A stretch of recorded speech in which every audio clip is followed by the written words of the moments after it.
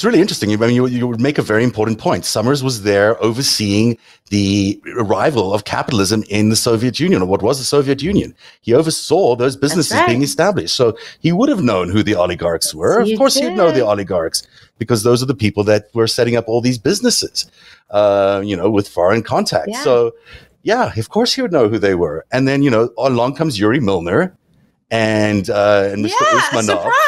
Hand over a bunch of money to the Zuckerberg enterprise there, the Facebook, and it's a lot of money without any strings, because here, you have a bunch of money. We don't need a board seat. Keep the board seat. We don't need one.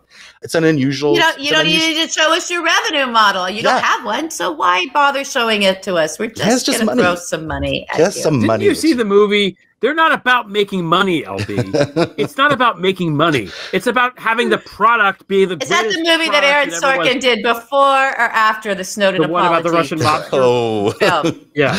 Oh! You went there. The one about the Russian mob card game. It's Sorkin. Oh no, that was that one. The thing where we made Molly look like she had nothing to do with the Russian money laundering, right? Because she was just an innocent thing. Yeah, that was some good stuff there. I think the Facebook movie came where we sort of trust washed Mark Zuckerberg, at least washed him clean of Larry Summers and some other stuff. I think that came first. And then I think it was the Snowden is really a hero movie. Mm-hmm. Was it? Maybe. Did he write a Snowden is really a hero movie? I think he did do the Snowden is a hero movie. I don't remember the order. Or am I just collapsing that with Oliver Stone? I don't know. Oh, yeah, it could be. You're right. Oliver Stone did that movie. I'm sorry. Yeah. I don't know. I get the whole group of them. I apologize, everyone. I get the group all mixed up. And somewhere in 2004, I guess, the Winklevoss twins come in to complain about Zuckerberg and has this response. It's in the movie, apparently. I don't remember the scene, but he basically calls them assholes. And he later recounts this episode. So Mr. Isaacson, asking him in some forum, says, was that scene in the social network true? Dr. Summers says, I've heard it said that I can be arrogant. He goes on to say, if that's true, I surely was on that occasion. One of the things you learn as college president is that if an undergraduate is wearing a tie and jacket on Thursday afternoon at 3 o'clock, there are two possibilities. One is that they're looking for a job and have an interview. The other is that they're an asshole. This was the latter case. Rarely have I encountered such swagger, and I try to respond to that. I mean, which is just obnoxious on every level. But then on top of it, so basically he takes the whole project from... that's probably a pretty good assessment. I don't know. Yeah, it's pretty true. I don't know. I kind of like Larry Summers a little more after He plays himself in the fucking movie. He plays himself in the movie, right? Oh, I didn't know that. Oh, my God. Yes. Yeah. Oh, my God. I need to go back and see that. Wait. It's actually a really great movie. It's a good movie. As a piece of entertainment. It's David Fincher. My God. Yeah. Oh, so good. But, best use of Justin Timberlake. Do we want to delve into the... Can we... he was so good. Oh, yeah, that was good. That was really good. Because the other thing is, okay, Zev, do you mind if we delve into... You go wherever you want. Okay, so the reason why it's so good is because it's so meta, right? Because at the time... Jesse Eisenberg, who played Mark Zuckerberg in the movie, was sort of a no-name, and all of the characters were sort of these no-name actors. And then Justin Timberlake plays Sean Parker, and there's a scene where they're at a bar hanging out with him. And as an audience viewer, you're like, holy shit, this is three nobodies with Justin fucking Timberlake. So it totally reinforces what you're supposed to think. It's beautiful use of meta. The movie was really well I'm not a screenwriter, LB, but back me up here. No? Good? Bad? I love it. No, it was great. No, listen, it's great. I'm not trying to take a hit at the art. I always think it's so interesting how, I know why I thought that about the Snowden movie, because there was another Snowden movie that got killed that I know that they were pushing through Sorkin. Oh. And that didn't happen. Okay. That was that was the Sony. That was Amy's movie. Yeah. So it's fantastic. It's fun. It really is. But was it true or accurate? No, it's a total lie. Because otherwise, maybe we would have had a different version with Sheryl Sandberg maybe playing an earlier role in propaganda. The whole thing. Yeah. I mean, it certainly would have been interesting to see exactly how Larry Summers found Zuckerberg and how he plucked him out of obscurity. I mean, it'd be interesting to see the actual conversations that happened between him and the Winklevoss brothers, because it doesn't seem like this true story has actually been told in that particular movie. It's my guess. I mean, I wasn't there. That's my guess. Well, I think we should add right now. The Winklevoss twins, the Winklevoy, as they're called in the movie, they own a significant percentage of all existing Bitcoin. by the way. Right, yes. In real life, they do. Yeah. I don't know what that means. I'm just saying. We can't mention them and not mention that because it's a weird detail.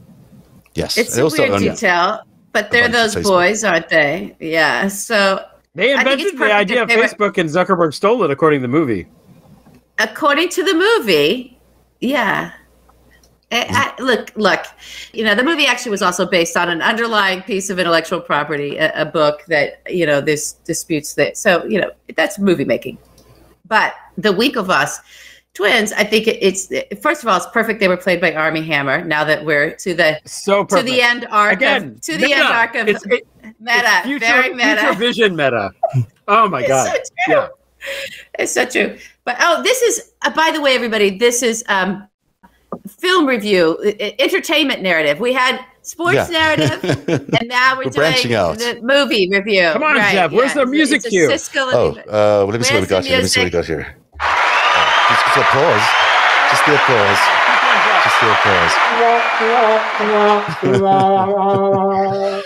Perfect. Yeah. So listen, Okay. So back to Sheryl Sandberg. Let's get back to her. Yeah. So what do you have to say about her? I've said a lot about this woman. I just think that we need to reassess her a little bit. I think the whole thing has been. I agree. She's not, she's not warm and fuzzy very much. It doesn't seem like that's really her thing. She seems to be captivated by money and PR. It's all about her, and it's all about how they can protect each other and hide crimes. It's not like she's the Mrs. Warm and Fuzzy. She's not lean in a bright, sunny way. She's leaning in a very... She's lean into self-harm, lean into fascism, lean into genocide. Yeah. That's what she's leaning into. And I mean, there's no doubt. Don't think she doesn't run that ship. Don't think she doesn't run that. I think she does. Mark Zuckerberg can barely sit in an interview half the time and make it through it. And she has to hold his hand. Yeah, she runs it. Clearly, she's the one who does it. Come on. But he's the CEO, bitch. Remember? Oh, forgot. Oh, yeah, that's right. His email. And all these decisions that they've made where they've, intervened in 25 elections around the world. She's approved of those. It's in her that approved of them. She's in there. Yeah, she's in there. She's massacres, Myanmar. It's like, it's really difficult to look at her public image, which is supposed to be this warm, fuzzy, amazing woman who's risen to the top of her game, and then reconcile that with what she's doing on a day-to-day basis, like harming teenage girls across the country by harming their self-worth. I mean, it doesn't add up. It doesn't add up to me. Mm-mm. So I think we need to reassess her. That's all. I mean, I think it's worth a look at Sheryl Sandberg in a closer way because she's really running the show. Maybe we need a movie about her. That would be a good idea. You can write it. I mentioned Yuri Milner. Has Silicon Valley learned its lesson? No, Silicon Valley has not learned its lesson. Here's Yuri Milner teaming up with Bezos, and they're starting this longevity company. I guess they're going to figure out how cells can last longer. It's called Altios Labs. And then, it's all about living forever and never dying. And Yuri Milner's still a welcome investor in absolutely every corner of Silicon Valley, which is depressing, frankly, because things don't change. Things don't change. Hey, Zev. Yes. We have about 7,000 comments saying, please take Mitch's ugly face down. Oh, my God. Yes. Thank you. I should. Quite frankly, I'm sick of looking at him, too. I had completely tuned him out. There was some good news today, or this week, from the camp of Yellen, the Fed chair. She has convinced another two countries, interestingly, Hungary and Ireland, to join their tax campaign, which basically will tax all companies around the world at a flat level, which is a really, really, really good thing, especially because it allows America to compete internationally and all those great things. So we just want to mention that. That's good for I'm Yellen. Into that. That's 15%, right? Is that what? I think it's around 15%. They've got to still get there, but basically they've agreed in principle. They still have to get their parliaments to buy in. And this is how you can start shutting down those tax havens. It is. Because it's like, look, this is just what you're going to get charged. Adjust for it. And we can start bringing that money back in the nations that these companies are from. That money can now, please let that money. It's off of our labor. It's off of our purchasing power. It's, for American-based companies, you're nothing without your workforce and your consumers. And so we need those tax dollars to come back into our reserves so that we can pay for this shit, so that people can have their kids be educated well and the teachers paid well, so that they can have the health care that's affordable. So, so we have a healthy society. for these corporations to be paying the taxes that they should be paying, and they're paying nothing. So at 15%, you guys, it's just huge. If we can bring that in and start having a healthier society, those companies are going to make so much more money. I know it feels to them like, oh, we're making so much, making everything sick and disgusting and unhealthy and having, people diseased when it comes to these tech companies. But actually, if we have a healthy, thriving society and economy, they're going to make so much more money. They're going to thrive, and they're going to have stability. So it's just worth it for us to have that money in our coffers that we can fund what we need to fund when it comes to our nation. Yeah, and it's fair. Okay, I have my Women's March. I have my Women's March shirt on. Stand up. We got to see that shirt. Okay, we see it? My shirt. Yeah. Oh, let me see if we can get it to a widescreen. Hang on. Oh, yeah, there we go. Oh, that's a really reproductive rights. And I happen to live. Ooh, my back. Ooh. I happen to live in a bit of a red Republican area, just because I'm where horses are, and I don't know why those two things go together, but they do. So, and I was out in my little town today running some errands, and a guy walked up to me and he said, "I love your shirt," and I was like, "Oh, thank you. I didn't expect that in my neighborhood." I was really pleased. Well, that's good. Anyway, it's really good. So, yep. Doing my part, and was down there, marching on Saturday and supporting all the incredible women there, our women leaders. So we need a healthy society. We need women to have all of their health care taken care of and their health needs taken care of, including their reproductive rights. Everyone's going to make a lot more money. I promise. I think it doesn't have to be a really important so initiative. Unstable in this country. Yeah. I want to mention one quick other thing. In today's, today the Nobel Peace Prize was announced? Was that today? Oh, she got it. Oh my God. Yes. That was really, really amazing. So this is the journalists from Russia and from the Philippines who both got the Philippines. Yeah. And she's phenomenal. Maria Ressa. Yeah, she's phenomenal. And the guy on the left helped hide a lot of the of Russian journalists while the crackdown was happening. Really important move by the Nobel Committee there to award it to journalists who have had kind of a terrible year. A lot of journalists are disappearing, dying, imprisoned.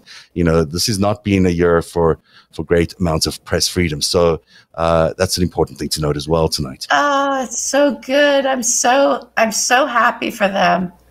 It's so well deserved. Yeah. And because I can't find the tape of the ad. Trump didn't win? I thought Trump was up for Nobel Peace Prize. Oh yeah, He's going to win next year. Wasn't Jared trying to get one? Did someone nominate Jared? Oh my God, can you imagine? Because he did get peace in the Middle East almost got it. In the sense of the Mel Brooks movie, like a little piece of Saudi Arabia, a little piece of joke. MBS is still there. It's kind of amazing that MBS is still there. Do you guys, I'm going to read this while you're on camera with me. And feel free to jump in here because you have never done this with me before. But today's show is brought to you by Policy Genius. There's no better time to apply for life insurance. It's not just the temperatures rising or falling as they are this fall. Life insurance rates can go up with each year you delay buying. Did you know that? Every year. And there's sports coming up. And women's marches. Those are all important things. You need to be insured in case those things happen. It's Policy Genius. You can compare quotes from over a dozen top insurers in one place. You can save 50% or more on life insurance by comparing quotes with Policy Genius. You could save $1,300 or more, in fact, a year if you buy your insurance by using Policy Genius to compare policies.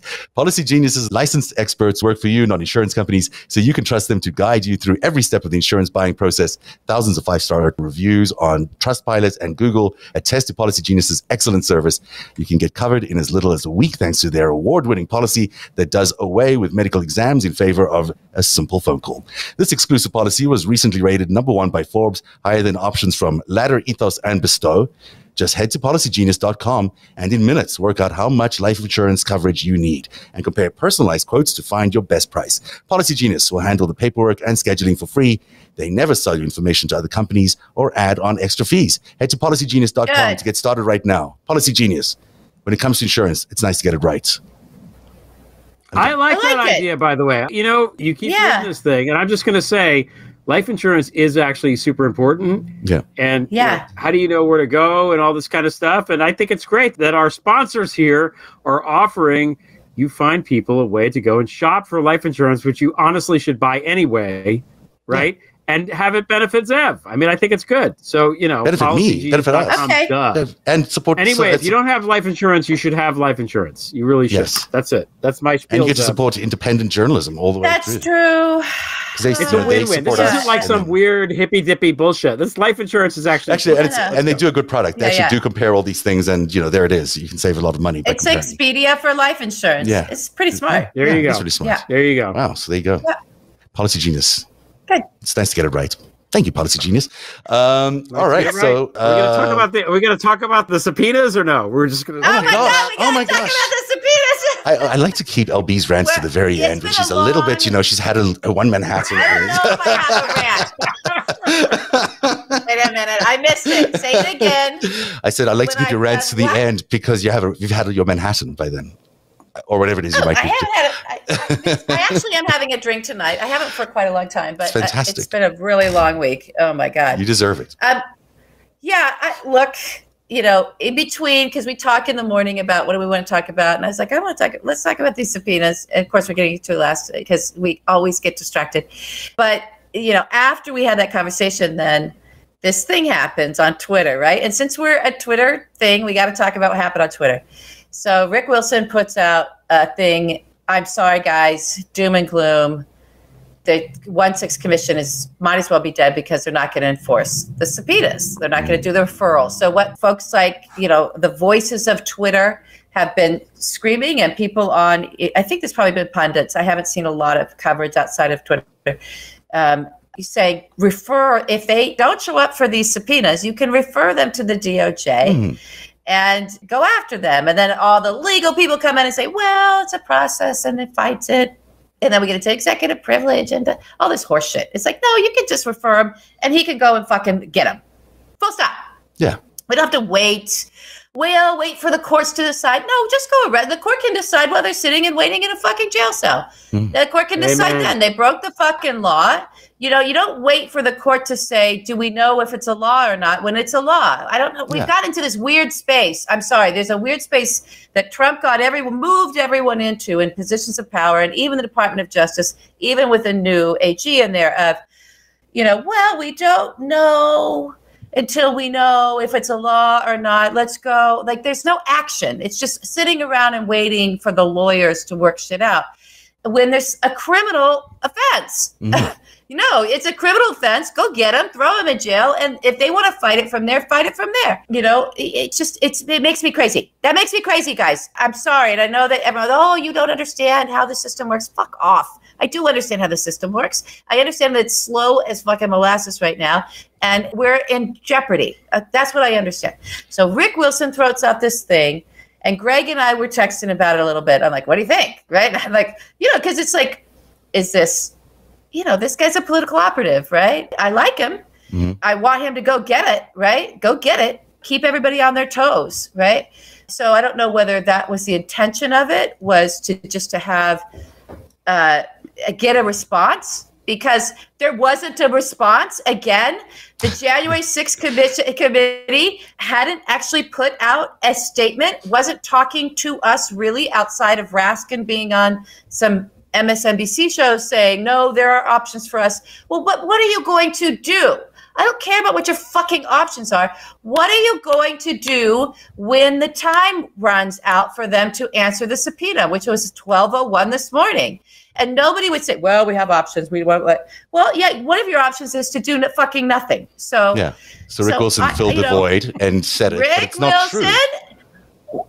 Whether it's true or not, in terms of him having sources on the staff of people on the committee or commission, whatever the fuck it is, who were informing him, they're not going to enforce this or not. I don't know. We're not Rick Wilson. I don't know. I'm not going to call someone out like that. That we can say we don't know. But what do we know? Boy, we got a quick fucking response. Yeah, he got them to tell us what was going on. Sure did. They weren't going to do it otherwise. We were all going to sit here being like, what the fuck is happening? We don't know what's happening. Are they going to do this? It was stressful. It was adding more stress into the nation, into this situation. It was allowing, again, with the silence and the vacuum, the bad guys to come in and fill it with a bunch of garbage. It was allowing these losers, right? My God, the loser that Dan Scavino is, the loser that's the dregs of the bowels of Satan that Steve Bannon came out of.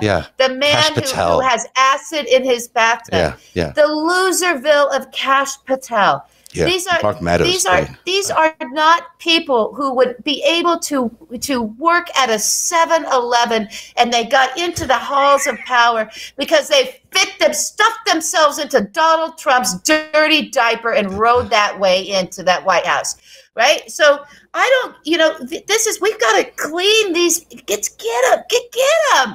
My God, don't let them run around. Eric Trump on Twitter going, I don't know why they say they can't find Dan Scavino. He was at an event for, I don't know, firefighters or police or whatever, being all patriotic around all kinds of people. Well, maybe he was, but you know what happens when the January 6th committee doesn't say something? We're sitting there going, you say you can't find the guy, and there he is at an event? Yeah. Would you need some help? Can we help you? Would you like some help?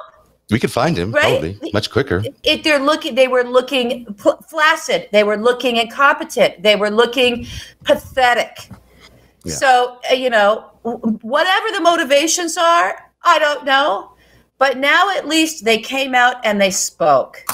Well, we've also let people... Is it true? We're going to do something. And notice that Liz Cheney got the chance to speak first. So I think that's very interesting. Oh, yeah. So she gets to look all strong. You know, so let's just see. Maybe Rick Wilson's going to run her presidential campaign in 2024. Who knows? Why? Because she sure got set up to look like a hero, didn't she? Yeah. Why does it's true? Let's put a picture of her up. Hello, Liz. Why? Hi, Liz. Why does Donald Trump have any standing here? I mean, it's landed in the ether that Donald Trump has some sort of authority to tell his former minions not to show up for hearings. He has no authority. He's a citizen. He's an ordinary citizen. He has no authority to claim this. And yet in the media, President Trump has told his former lieutenants not to show up. Dan Scavino, Zev, Dan Scavino is his caddy, literally and figuratively. And LB, you're not right that they're not talented. This guy knows the difference between a 7-iron and a wedge. So you sit right down with that. I don't think he does. I'm sorry. I don't think he does. These people, they are... Dan Scavino, first of all, can we just marvel at what a wonderful name Scavino is? We could sit here all night and not come up with a better name than Scavino for this stupid motherfucker. I can't wait to see him testify. Scavino. It sounds like scab and wine. It's like scab wine. Scavino. It's a terrible name. He's a scab of wine. Bloated, awful-looking man, a troll of the highest order. That guy, if he thinks he's going to use 3 sheets of toilet tissue to wipe his ass and he needs 5, he got to call Papa Trump for permission. That guy can't do anything without asking permission from the overlord, whoremaster, Donald Trump. Nor does he want to. No, that's what he's there for. He's there. That's all he's done. That's what he likes. An image that I like to see, I'm going to write about this at some point because I really like this image. There's that movie called The Human Centipede, right? And I have not seen this movie. Do not see this movie. Greg, you cannot reference that movie. I can't. It's useful only for this reference, which is with a madman sews someone's mouth onto someone else's anus. Okay, and there's 3 of them. Because it's a centipede. Okay, bad stuff. So I tweeted. I don't like movie narrative. Movie narrative took a dark turn. It took a dark turn. Okay. So I wrote at the time when Tucker Carlson was out in Budapest that there was a human centipede where Semyon Mogilevich was the top, Orban was the middle, and Tucker was the bottom feeder, which explains the shit-eating grin on Tucker's face. Yeah, okay, that's a good metaphor. Scavino, this Scavino guy is the bottom of the fucking human centipede. He is. There is no creature lower than Dan Scavino in the entire thing. Yeah, that's it. He was the deputy chief of staff too. I mean, he was nothing without Trump. He will be nothing without Trump. He will be loyal to Trump to the end, and therefore, find him and put him in jail because no one gives a shit about this fucking guy. other than I don't even know. Trump doesn't care. I can't Trump wait to doesn't see his respect this testimony, guy. though. He's going to crack. He can find somebody else to give him the fucking 5 iron. Exactly. Right? You know, he doesn't need this guy. Maybe we should start a I wine. just need someone to abuse, and Dan wanted to be abused, and that was it. That was that relationship. It was that simple. Well, he was the voice of Donald Trump on every, Twitter. You know? That was the big deal in the Twitter presidency. I mean, in Trump's presidency, that's all he did, really. And how'd he do? He got Donald Trump. He got Donald banned, did he not? He did. Yeah. We should start a wine. Good job, Dan Scavino. The Scavino. We should create a wine. A really bad tasting wine made of centipedes. No. Maybe Devin Nunes is Omega Wineries. Devin Nunes. I was going to say Devin Nunes has a vineyard, Alpha Omega. Oh, he does. Yeah. Oh, how did he get that on a public servant salary? Just because? We don't know. We don't want to know. We're not saying anything about it. Devin Nunes we're not saying anything about it. Oh yeah. No, we wouldn't say that. We don't say bad things. I don't want to say anything bad about Devin Nunes. Can we just say this? How about the fact that Devin Nunes just sort of fell out of the discourse completely? I mean, no one really talks about him anymore. What is going on? Because he sues everybody that talks about him. He sues everybody that talks about him somehow with some amount of money that no one can explain. So amazing how wealthy he is. Yeah, but he doesn't win. Yeah, he doesn't win. He never wins. So he doesn't get any damages. It doesn't matter. It's still a pain in the ass for the people that are being sued. You know. Yeah, it is. This poor Twitter cow. So, yeah. Twitter cow. Hi, Twitter cow. If you're watching, hi. Respect. Mad respect. Yeah. You know, is that lawsuit still going on? No, that lawsuit. No, I think it's over now, finally. But this is stressful things. This is a bad man. These are bad people. These are all bad people. So again, subpoena them, arrest them, or just fine them. Then you don't have to go find them. You just say $10,000 a day. Yeah. It doubles every fucking day, Dan Scavino, and there's no way that we can ever recant. Even if you show up, you still got to pay $10,000? Make it $100,000 a day. No. Let's teach them about math, LB. Let's teach them about how numbers go up. I don't want to teach them anything. I don't care that they learn. No, I don't. I just want to test. I want them to learn about exponents. The learning time is over. The learning time is over. Now it's the time to. This is the pain time. I can't wait for the Free Scavino rallies that the January 6th committee or whatever it is they call themselves. I don't think they care about him. I don't think these people Free Scavino, free Bannon. Dan Scavino. How can you possibly take anyone seriously named that?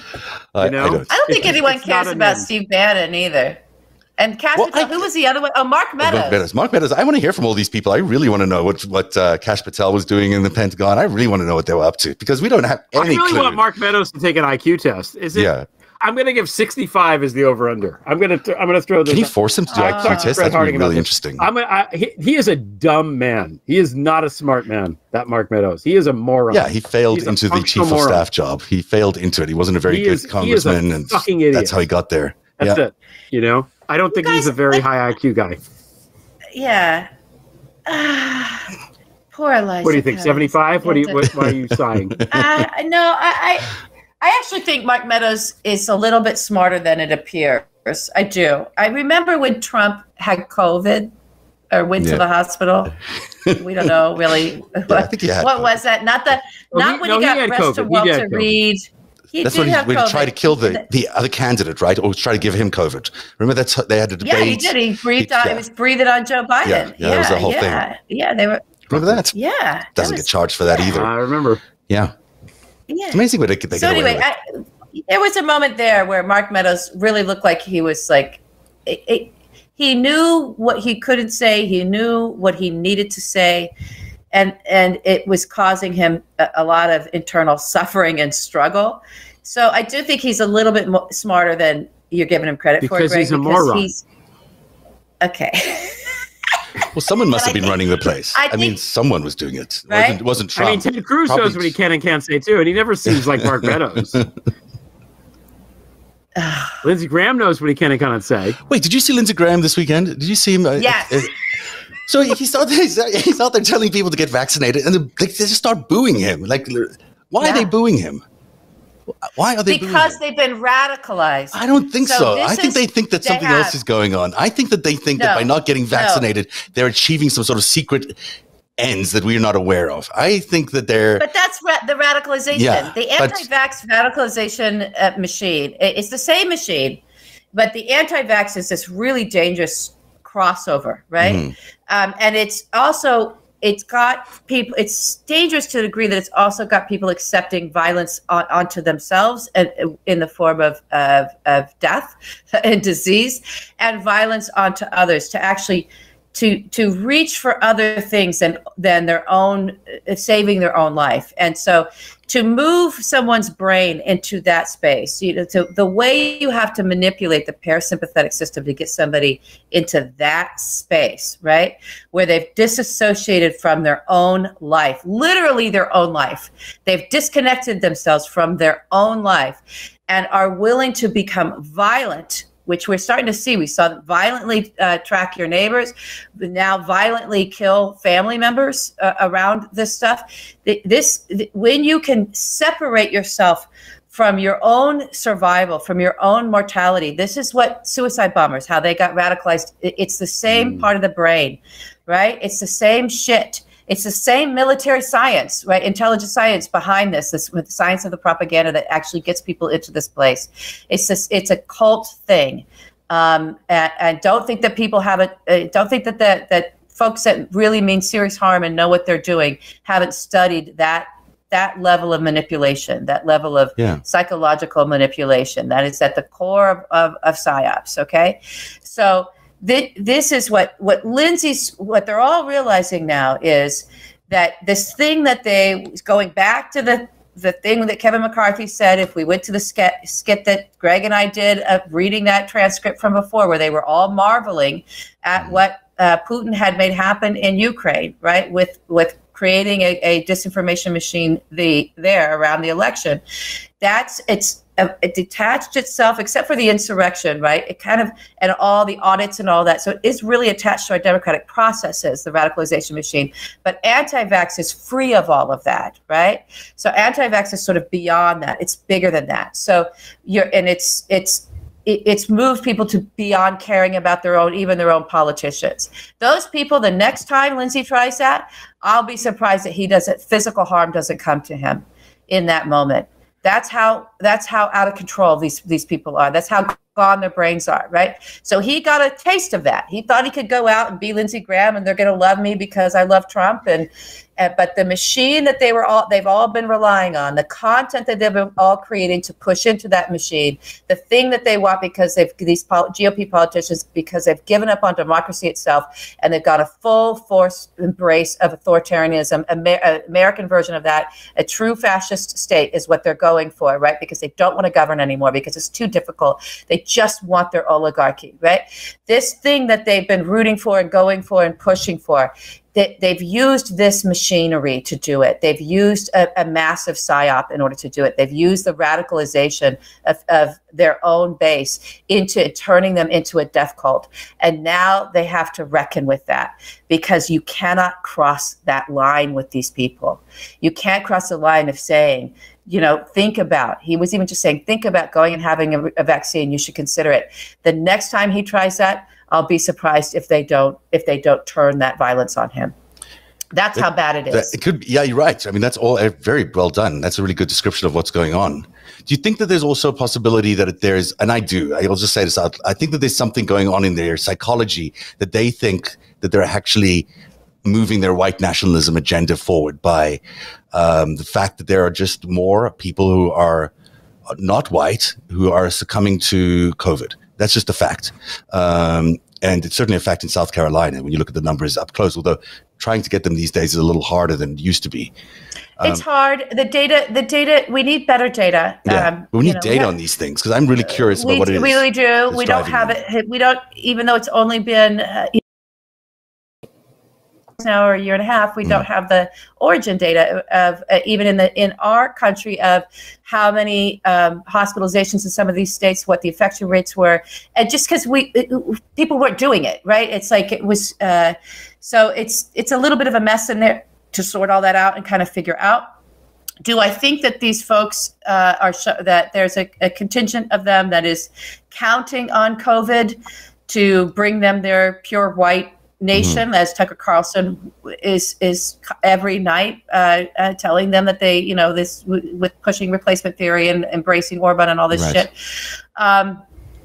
Maybe. I think it's more, Zev, it really truly is more that they're just gone. Yeah. And they've been completely radicalized into believing that the vaccine is the boogeyman, and that they have to fight the boogeyman because the boogeyman's going to come and take everything away from them. And take away, and it's hurting the children. And I mean, it's crossed over into all of this paranoia and fantasy and pure insanity. Yeah. It's madness. It's madness. Can I leave you with one last thing here? Mimetic contagion. Yeah. It's contagion. Related to this. So now the U.S. Customs and Border Protection Service are the only service in the it's the whole Department of Homeland Security. I think it's who it falls under. They are basically ignoring the word COVID. So even though many of their staff have been dying from COVID, they don't mention that people are dying from COVID. And I'm only mentioning this because it's, guess what? The Border Protection Services, the same crowd that are, on horseback, shooing away, refugees as they're arriving at the border. There's a real problem happening with that particular unit. And it's one that really needs to be addressed. So I'll just leave you that thought.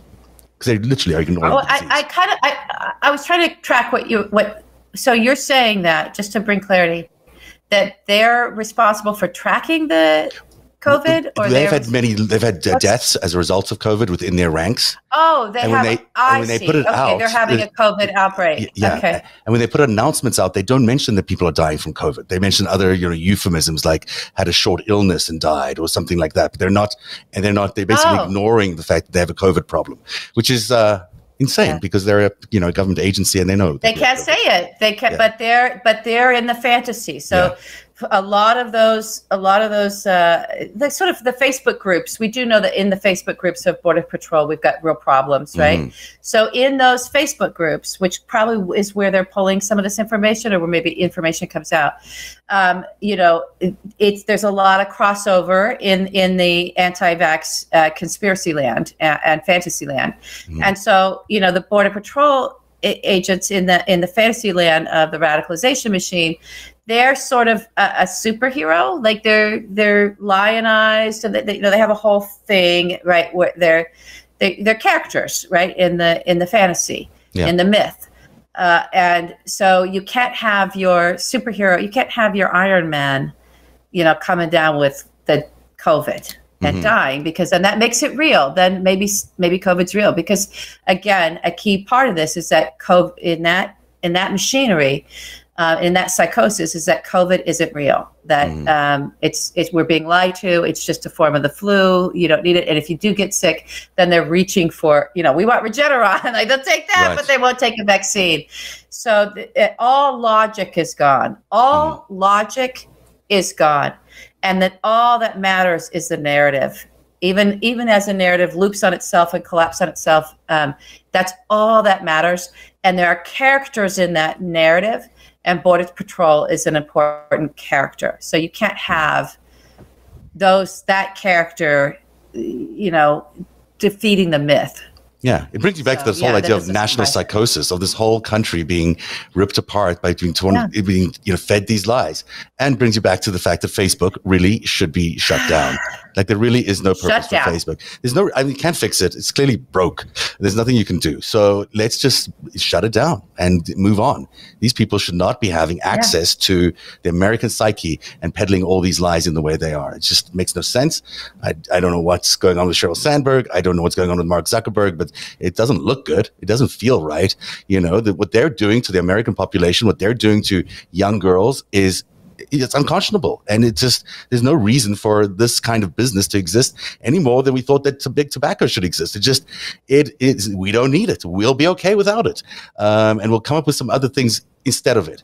I don't know who needs to hear this, but I'm just going to keep saying it as often as I can. We need to shut You do, and Facebook I thank down. I thank you for keep saying that. You have been on that. You have been consistent on that. And I Thank you for that, Zev. Okay, my pleasure. It needs to go. It just needs to be. It is a national security threat. Absolutely. Period. Total national security threat. It's screwing with our minds. It's causing chaos, and it's striking fear into the population. There's no need for this thing. This is what they have, is a weapon of fear. And we know this is what they do because of Cambridge Analytica. We know that they look into your psyche, they find out what your neuroses are, and then they feed into them.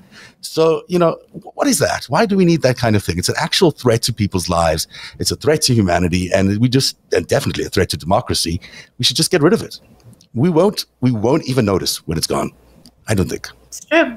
Yeah. All right. That's all I got. Say that slower because I want to make that my Facebook update. I'll send you a transcript. Can I say one more thing before we sign off?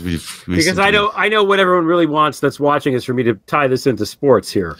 So I'm going to tie it back into sports. What's the latest score? I was reading about the Kyrie. Remember, Kyrie Irving is the flat Earth guy who's anti-vaccine. Right. And then they bust. And are you sure he's not a Kardashian? That sounds like a Kardashian. No. That's Tristan Thompson. Different. Tristan Thompson and Devin Booker dating the Kardashians. Kyrie never dated a Kardashian.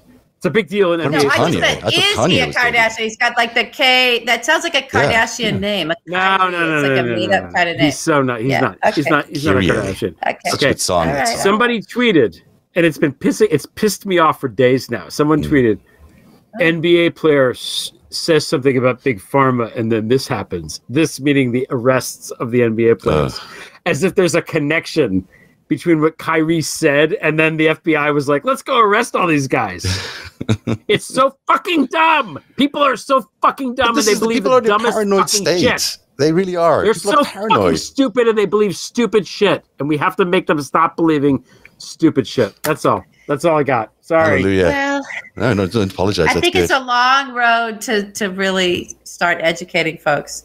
But as I've said, getting rid of Facebook is a real good first step to getting ourselves back into being sort of pro-fact, pro-logic, pro-science, pro-literature. Yeah. Take their profits and distribute it to something useful and good in the world. How much they make a year? $40 billion? Give it to poor people. I don't know. Put it back into the economy. Much better use than what they're using it for now. Give it to Narrative. We have a Patreon. Come on now. Hey, you got to do that. You got to give it to Narrative. So thanks, guys. Thanks for an interesting, meandering, fun show. I feel like we really meandered. I'm sorry, everybody.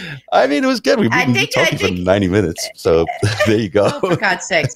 We got to go. I got to go. Oh, Zev, wait. You went that over? Oh, my God. We were a little over. I know. He doesn't like to go over. I was enjoying it. I was enjoying it. All right. We got to go over, LB. So that's the show this week. We'll be back on Tuesday with another edition of Narrative. And until then, have yourself a very good weekend, everybody. Have a good night. Good night. Wow. Narrative is made possible by viewers like you. Join today and support truly independent journalism at patreon.com/narrative. That's patreon.com/narrative.